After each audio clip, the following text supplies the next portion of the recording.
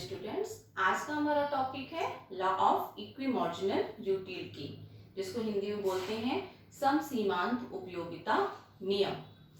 समसीमांत उपयोगिता नियम को गोसेन का द्वितीय नियम भी कहा जाता है और इसको लॉ ऑफ मैक्सिमम सेटिस्फैक्शन भी कहते हैं, यानी कि अधिकतम संतुष्टि का सिद्धांत भी कहा जाता है।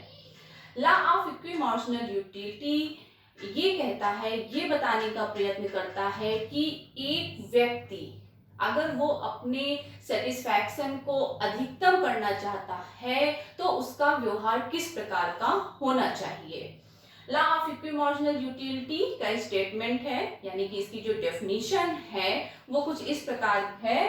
If a person has a thing which he can put in several uses, then he will distribute it among these uses in such a way that has the same marginal utility in all the uses.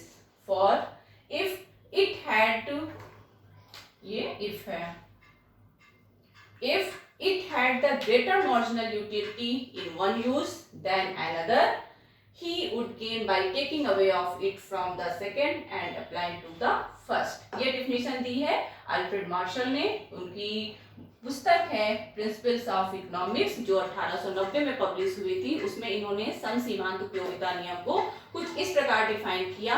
Hindi में इसको हम ऐसे कह सकते हैं कि यदि किसी व्यक्ति के पास एक ऐसी वस्तु है जिसके विभिन्न प्रयोग संभव हैं, तो वह व्यक्ति उस वस्तु को विभिन्न प्रयोगों में, विभिन्न यूजेस में इस प्रकार से डिवाइड करेगा कि प्रत्येक यूज की सीमांत उपयोगिता, यानी कि प्रत्येक प्रयोग में उस वस्तु की सीमांत उपयोगिता बराबर हो। क्योंकि अगर ऐसा नहीं हुआ तो जिस वस्तु से ज्यादा सीमांत उपयोगिता मिल रही होगी वहां पे उस वस्तु का ज्यादा प्रयोग होने लगेगा, और जहां पे कम सीमांत उपयोगिता मिल रही होगी वस्तु का प्रयोग वहां से हटा लिया जाएगा।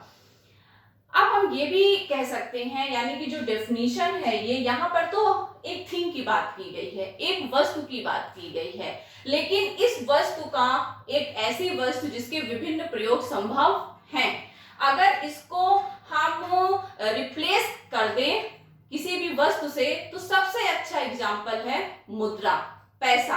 क्योंकि पैसा ऐसी वस्तु है, एक ऐसा माध्यम है जिसके विभिन्न प्रयोग संभव हैं।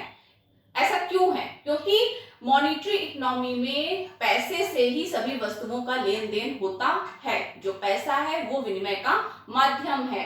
तो इसका सबसे अच्छा अगर एग्जाम्पल है कि किसी वस्तु के विभिन्न प्रयोग, तो सबसे अच्छा एग्जाम्पल होता है मुद्रा। इसीलिए जो आगे की थ्योरी है वहां पे हम एक थिंग वस्तु नहीं लेते हैं, हम वहां पे मुद्रा को ही मानते हैं कि मुद्रा या फिर आय, अगर व्यक्ति अपनी आय से मैक्सिमम सेटिस्फैक्शन गेन करना चाहता है तो वो अपनी आय को विभिन्न प्रयोगों में, क्योंकि मुद्रा के बहुत सारे प्रयोग हैं, इनफैक्ट हमें कोई भी वस्तु, कोई भी सेवा चाहिए तो उसके बदले में हमें मुद्रा ही तो देनी होती है। सारी चीजें हमें मुद्रा से ही तो प्राप्त होती हैं। तो अगर एक व्यक्ति अपनी आय से अधिकतम संतुष्टि गेन करना चाहता है तो वो मुद्रा को, अपनी आय को इस प्रकार से डिवाइड करेगा वस्तुओं और सेवाओं के क्रय पर कि प्रत्येक वस्तु की सीमांत उपयोगिता बराबर हो। सिंपल शब्दों में हम ये भी कह सकते हैं कि अगर एक व्यक्ति है और वो मान लीजिए दो वस्तुओं का क्रय कर रहा है X और Y, और उसके पास 100 रुपये हैं, तो 100 रुपये को मान लीजिए उसने बराबर बराबर डिवाइड करता है वो 50X पे और 50Y पे। तो ये व्यक्ति की विवेकशीलता होगी, ये उपभोक्ता सोचेगा कि अगर उसने 50 रुपीज X पे खर्चा किया है और 50 रुपये Y पे भी खर्चा किया है तो जो X से उसको प्रॉफिट हो रहा है, प्रॉफिट नहीं कह सकते आप, यूटिलिटी वर्ड यूज करेंगे, क्योंकि हर चीज हम प्रॉफिट के लिए नहीं लेते हैं, लाभ के लिए लेते हैं, उपयोगिता होनी चाहिए। तो अगर X वस्तु वो क्रय कर रहा है तो जितनी उपयोगी या जितना सेटिस्फैक्शन, सबसे अच्छा वर्ड यहाँ पे सेटिस्फैक्शन होगा, क्योंकि जो संतुष्टि होती है वो उपयोगिता को दिखाती है, और जो व्यक्ति का संतुष्टि स्तर होता है वो उसके वेलफेयर को दिखाता है। ठीक है, तो जितनी उपयोगिता उसको x से मिल रही है उतनी ही उसको y से भी मिलनी चाहिए। क्यों? क्योंकि 50 रुपीज उसने x पे भी खर्च किया है और 50 उसने y पे भी खर्चा किया है।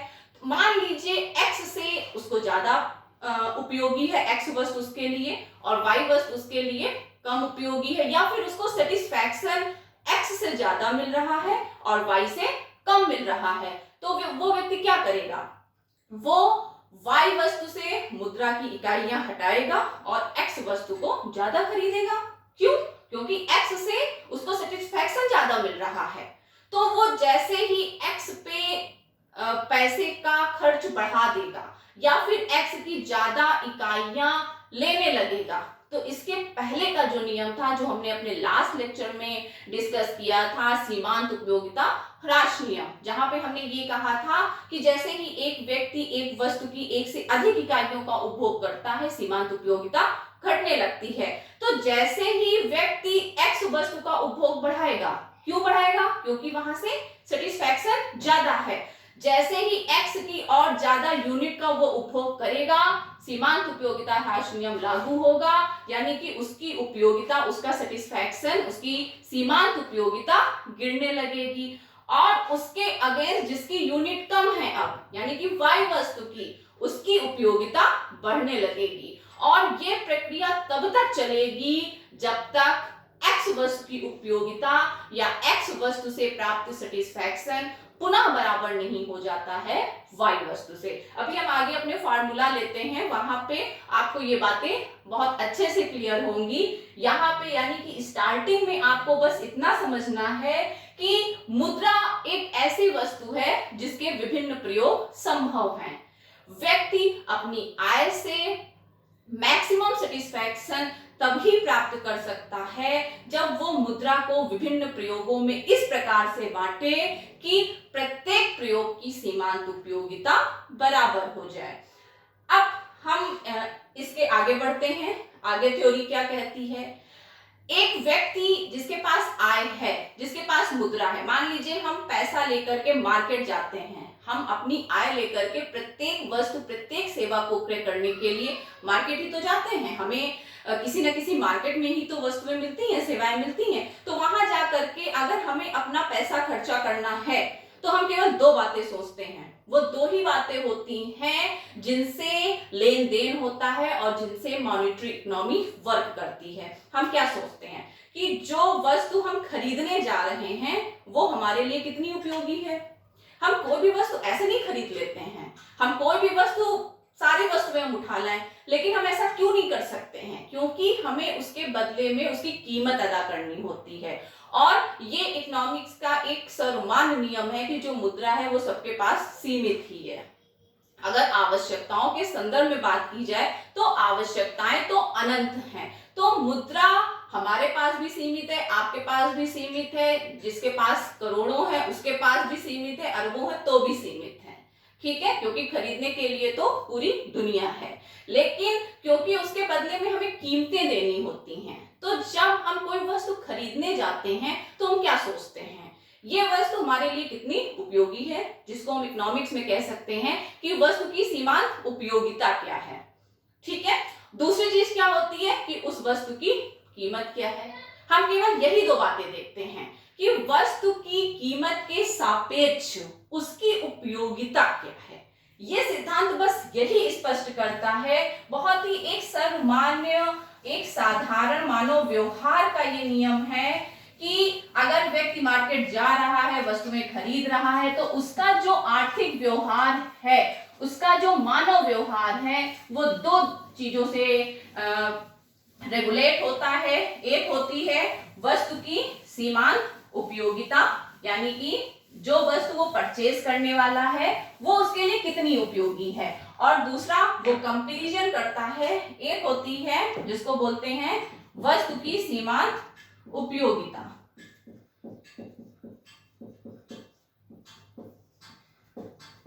ठीक है, जिसको आप लिख सकते हो शॉर्ट में मार्जिनल यूटिलिटी या एमयू। ठीक है, और दूसरा होता है वस्तु की कीमतें। यही दो फैक्टर होते हैं जिनसे किसी भी व्यक्ति का व्यवहार, मानव व्यवहार, आर्थिक व्यवहार, या फिर जब वो किसी चीज के लिए विनिमय करने के लिए दिया गया है मार्केट में। विनिमय का मतलब क्या हुआ, हम मार्केट से अगर कोई वस्तु लेते हैं तो उसके बदले में उसी के बराबर मूल्य को पे करते हैं, तो ये एक्सचेंज है। वस्तु की कीमतें यानी कि प्राइस। ठीक है, आप यहाँ पे ऐसे भी कर सकते हो कि अगर हम x वस्तु के संदर्भ में बात करें तो आप यहाँ पे x लगा सकते हो और प्राइस ऑफ x लिख सकते हो, लेकिन मैंने किसी पर्टिकुलर अभी वस्तु को लिया नहीं है। आगे जैसे जैसे सिद्धांत आगे बढ़ाएंगे वैसे वैसे हम फिर वस्तुओं को ऐड करेंगे। मानव व्यवहार का जो एक सामान्य नेचर है, जो एक सामान्य चीज है, वो ये है कि हम देखते हैं कि वस्तु हमारे लिए कितनी उपयोगी है और उसके बदले में उसकी हम क्या कीमतें पे कर रहे हैं। अब मान लीजिए कि एक व्यक्ति है जो अपनी पूरी की पूरी आय x वस्तु यानी केवल एक वस्तु पे क्रय करता है, तो हम इसको ऐसे लिखेंगे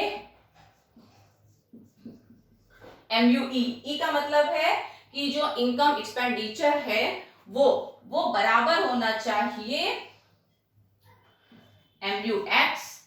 अब हमने ये मान लिया कि वो केवल वस्तु, एक वस्तु x को अगर वो परचेज कर रहा है एक वस्तु के संदर्भ में, उपभोक्ता के संतुलन की जो कंडीशन है, जो शर्त है, वो ये है कि MUX/PX is equal to MUE, यानी कि व्यक्ति जो मुद्रा खर्च कर रहा है वो बराबर होनी चाहिए उस वस्तु से प्राप्त सीमांत उपयोगिता और उसकी कीमतों के अनुपात के।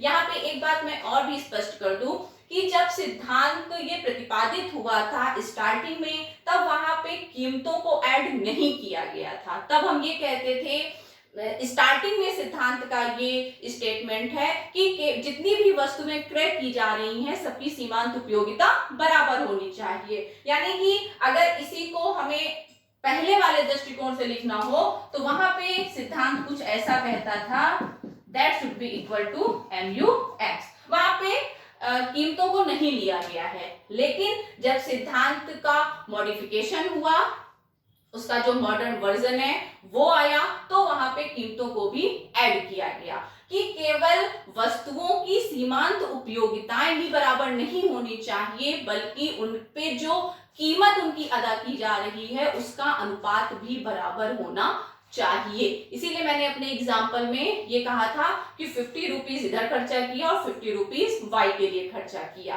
क्योंकि अगर कीमतों का अनुपात बराबर नहीं है तो जाहिर सी बात है जो सीमांत उपयोगिता है वो घट बढ़ सकती है। आप कितनी यूनिट्स किसी वस्तु के क्रय पे खर्च कर रहे हैं उस पर भी डिपेंड करेगा कि उपयोगिता कम मिलेगी या ज्यादा मिलेगी। आप किसी वस्तु पे कम मुद्रा खर्च कर रहे हैं तो हम ये मान सकते हैं कि उस पे सीमांत उपयोगिता कम मिलेगी, क्योंकि हमने कम यूनिट्स ही ले रखी हैं। और अगर वाई की हमने बहुत ज्यादा यूनिट्स ले रखी हैं, ज्यादा पैसा वहां पे खर्चा कर रखा है, तो वहां से हो सकता है सीमांत उपयोगिता हमें ज्यादा मिले।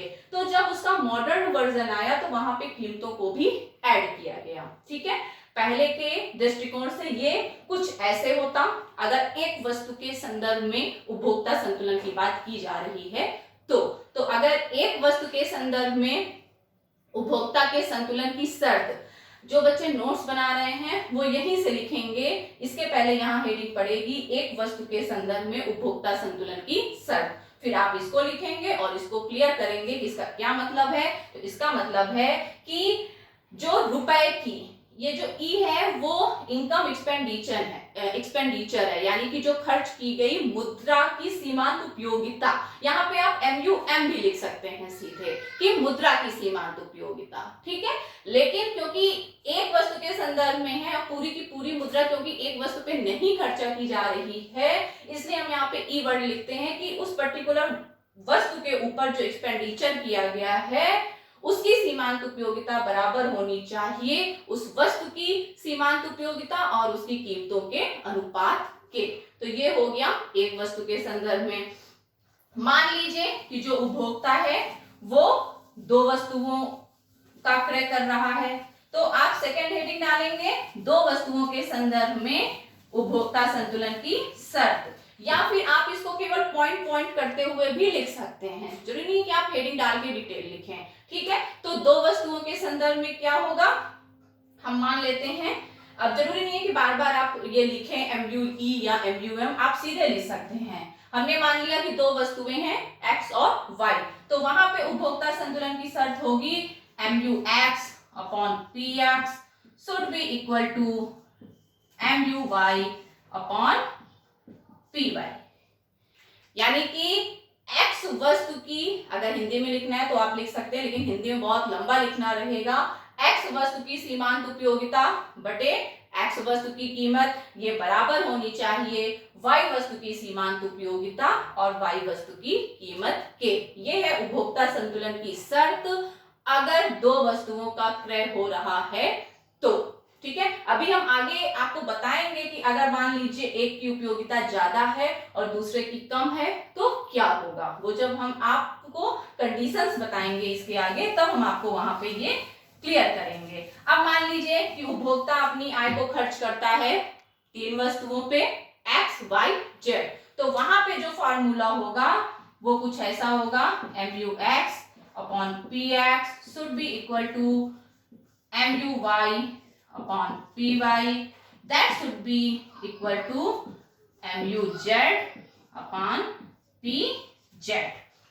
यानी कि X वस्तु की सीमांत उपयोगिता और उसकी कीमतों का अनुपात Y वस्तु की सीमांत उपयोगिता और उसकी कीमतों के अनुपात के, और इसकी सीमांत उपयोगिता Z वस्तु की सीमांत उपयोगिता और उसकी कीमतों के अनुपात के बराबर होना चाहिए। यानी कि जितने भी मुद्रा के यूज हैं, क्या इसका क्या संदर्भ निकल के आता है, क्या मतलब समझ में आ रहा है। यही तो है कि अगर X, Y, Z तीन वस्तुओं पे मुद्रा खर्च हो रही है तो तीनों की सीमांत उपयोगिता और उनकी कीमतों का अनुपात बराबर होना चाहिए।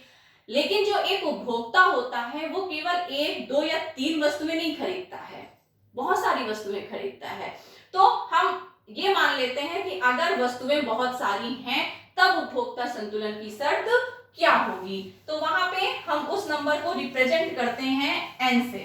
इकोनॉमिक्स में जब हमें किसी चीज को अनंत या बहुत सारी दिखानी होती हैं तो हम उसको nth तक ले जाते हैं। ठीक है, तो अगर बहुत सारी वस्तुओं के संदर्भ में उपभोक्ता संतुलन की बात हो रही है और कहीं ना कहीं आवश्यकताएं बहुत सारी हैं, तो बहुत सारी वस्तुओं के संदर्भ में ही उपभोक्ता संतुलन की बात होती है। तो वहां पे आप फॉर्मूला लिखेंगे MUX upon PX is equal to MUY upon PY is equal to MUZ upon PZ बराबर dot dot dot dot dot MUN upon PN। यानी कि जितनी भी वस्तुओं पे उपभोक्ता अपनी आय को खर्च कर रहा है, सबकी सीमांत उपयोगिता और उनकी कीमतों का अनुपात बराबर होना चाहिए। अगर उपभोक्ता अपनी आय को ऐसे खर्च करता है तभी वो अपनी एक निश्चित आय से, एक दी हुई आय से अधिकतम संतुष्टि प्राप्त करेगा, और अगर अधिकतम संतुष्टि प्राप्त करता है तो व्यक्ति का वेलफेयर अधिकतम होता है।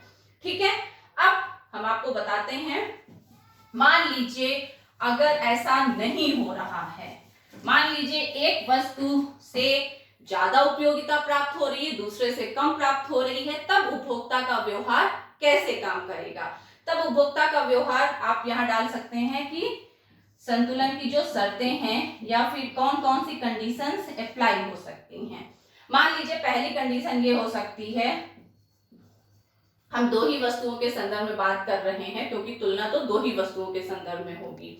MUX upon PX is greater than MUY upon PY।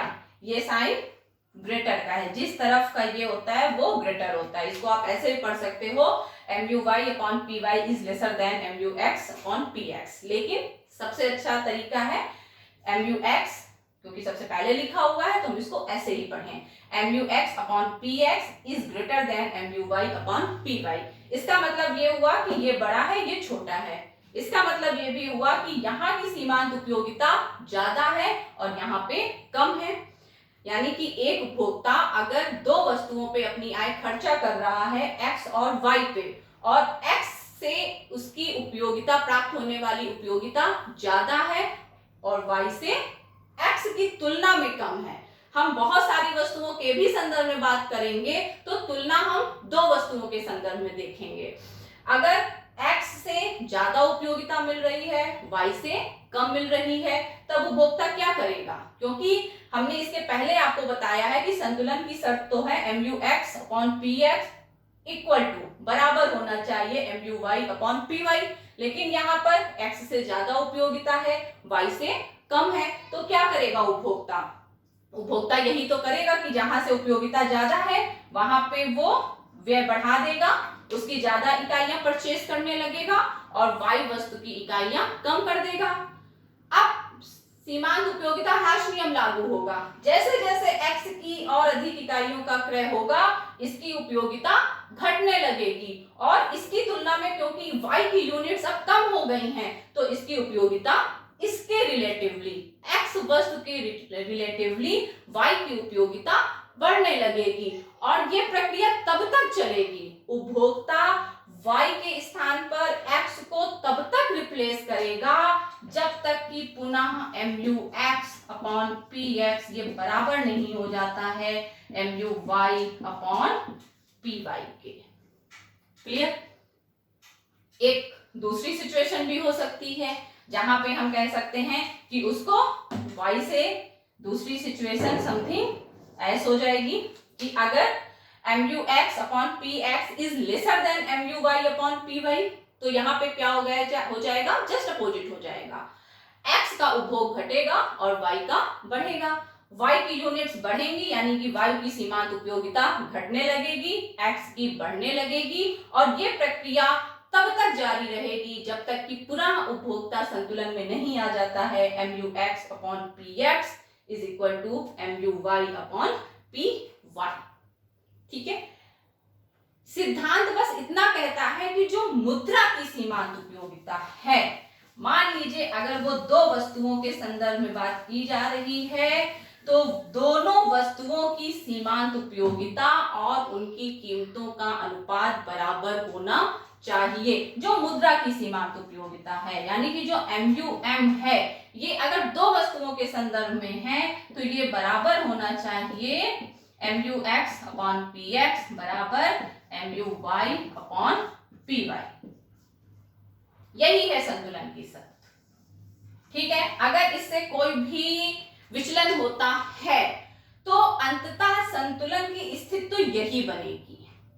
ठीक है? और मान लीजिए दो से अधिक वस्तुएं हैं, बहुत सारी वस्तुएं हैं, तब क्या संतुलन की शर्त हो जाएगी? तब हो जाएगा मुद्रा की सीमांत उपयोगिता ये बराबर हो जाएगी PX बराबर MUY/PY बराबर MUZ/PZ ये बराबर और MUN/PN।